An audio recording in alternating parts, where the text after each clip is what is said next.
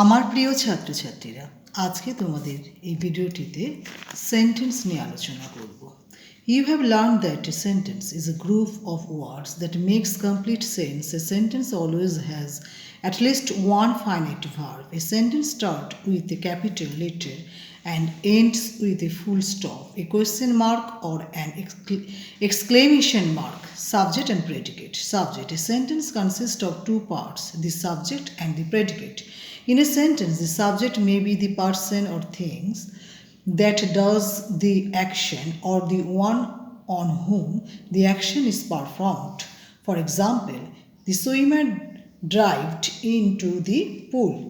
Number 2, the spacecraft was launched. In the first sentence, the subject is the swimmer who does the action, and in the second sentence, the action is performed on the subject, that is, spacecraft. The rest of the sentence, excluding the subject, is known as the predicate. The subject of this sentence is the part which denotes the person or the thing we are talking about. Note, a finite verb is a verb that shows the person and the number of the subject. For example, birds flies south for the winter. Number 2, Rovi's parrot flies in and out its cage.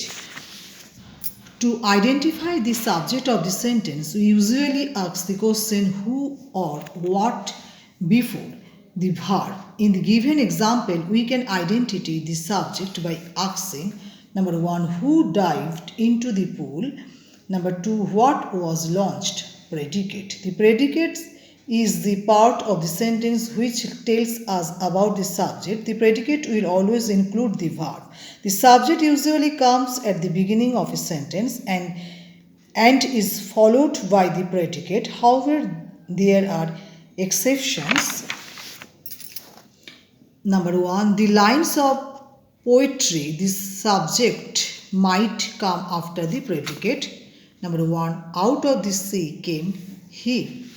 Number 2, in question, the subject comes after the helping verb. Number 1, can I of any help?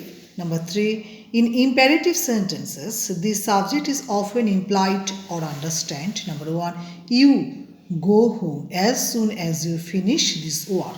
The subject of a sentence may be one or several words. The word that is not important in such a phrase is then called a subject word. Look at these sentences where the subjects have been highlighted and the subject words underlined.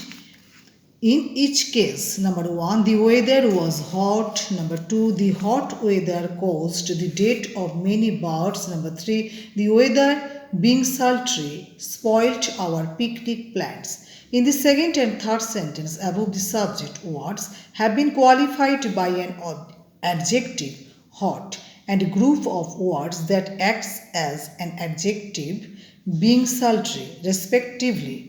These is also considered to be an attribute. The adjective or the adjective phrase that qualifies the subject word in a sentence is called the attribute. Note, the subject word is always a noun or a group of words that acts as a noun. For example, number 1, to eat is human. Infinitive acting as noun. Number 2, walking is an excellent way to keep fit. Gerund acting as noun. Thank you for watching this video. If you like this video, please subscribe it, like it, comments in my comments box and share among your friends. Thank you for watching this video.